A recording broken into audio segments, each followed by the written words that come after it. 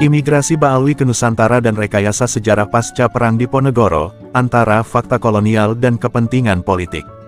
Klaim bahwa tokoh Baalwi seperti Khabib Ali Alaidrus telah menjadi mufti Kesultanan Indragiri pada tahun 1735 adalah sebuah narasi yang tidak memiliki dasar sejarah yang sahih dan tidak ditemukan dalam sumber-sumber primer abad ke-18, baik dalam manuskrip lokal maupun arsip kolonial. Sebaliknya, fakta sejarah menunjukkan bahwa gelombang besar migrasi Baalwi ke Nusantara baru terjadi setelah Perang Diponegoro, tahun 1825 sampai tahun 1830, dan itu pun dalam konteks politik kolonial yang sangat strategis. 1. Konteks sejarah, Perang Diponegoro dan trauma kolonial.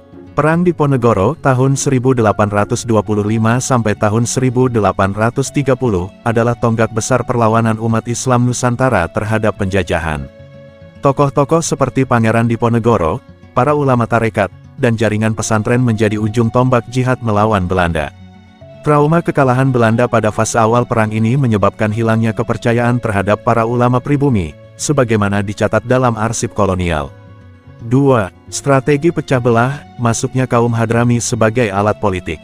Sebagai respon atas militansi ulama Nusantara, Belanda menerapkan strategi divide et impera.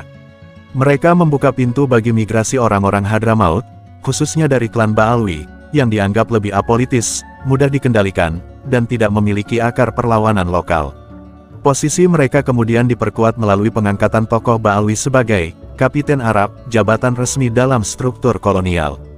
Tugas mereka bukan untuk berdakwah secara merdeka, tapi untuk mengawasi umat Islam, meredam potensi jihad, dan menjadi informan pemerintah kolonial. Contoh, di Batavia, Khabib Usman bin Yahya Baalwi menjadi mufti resmi Belanda dan secara aktif menyerang kiai-kiai yang dianggap radikal. Di kota pelabuhan lain seperti Surabaya, Semarang, dan Pekalongan, posisi Kapiten Arab juga dipegang oleh kaum Baalwi yang berkoordinasi langsung dengan pejabat kolonial. 3. Dokumentasi kolonial, jejak historis yang konsisten.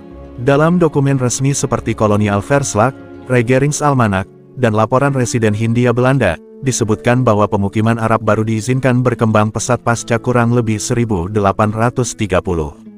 Sebelum itu, hampir tidak ditemukan komunitas Baalwi yang menonjol secara sosial politik dalam sistem kesultanan lokal.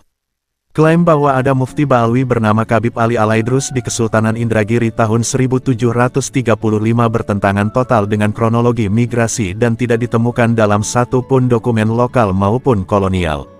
4. Mitos sejarah dan konstruksi imajinatif. Klaim-klaim seperti di atas cenderung merupakan hasil dari rekayasa sejarah belakangan, di mana legitimasi sosial politik dicoba dibangun melalui narasi keturunan dan pengaruh agama. Padahal, bukti ilmiah dan catatan sejarah tidak pernah mendukungnya.